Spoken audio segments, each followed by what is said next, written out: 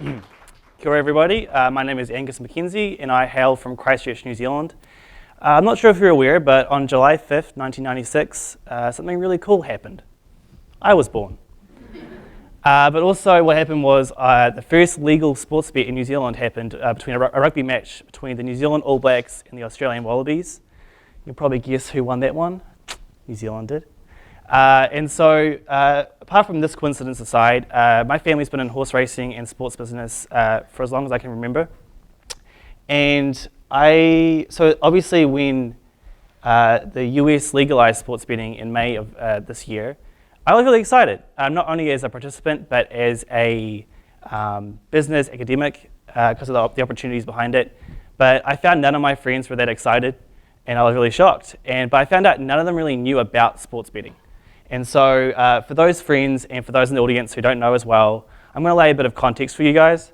It's estimated, because obviously it's been just legalized, so this is illegal sports betting. The market is estimated to be around $200 billion per year in the United States alone. Just for a bit of context, that is 5% of the US national budget. If it was a country, it had the 53rd largest GDP in the world, right above Greece and right below New Zealand. For a personal context, it would be about 30 times the size of Cornell's endowment, which is pretty wild. And that, to me, that says how much tax revenue that this market can generate. This money can go to a lot of amazing things. It can fund youth sports. It can even, help us with AC at Cornell, And so this is really important. And so about 5 states currently have legislation passed through their legislator and have active industries, but they're all different. And this is really dangerous for the industry because currently they're all different in that they don't have, only New Jersey has online betting, different tax rates, different requirements. And this is very dangerous because it creates irregularities, which is really detrimental to preventing financial fraud. And so the good thing is the lands down under, now I don't know if you guys got this joke, me at work made yeah, cool, getting some nods. The lands down under, New Zealand and Australia, have had legalized sports betting for around 20, 25 years, and they've really provided a great framework for us. And so this is really important because sport betting in New Zealand is a really intricate part of our culture. The 2 largest sports events are horse racing events, and betting is obviously a very big part. In Australia, around 80% of all active sports goers would be considered active gamblers as well on their sporting events, and so it really is a big part. And so one thing that they have is centralised regulation. New Zealand, in fact, passed federal legislation in 2003 to create a regulatory body that is in charge of all the elements of sports betting. One such thing is an integrity fee. An integrity fee, for those who don't know, is a small tax on the overall revenue generated from sports betting that's then given back to these sports codes.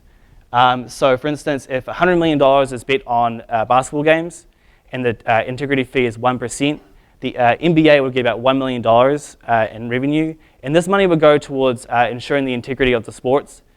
This can go to more sports analytics, funding youth sport educations.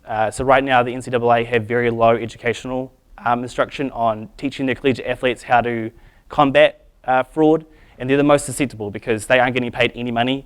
An NFL player getting paid $20 million a year probably isn't going to take a bribe from a local bookie, whereas a Cornell athlete probably could.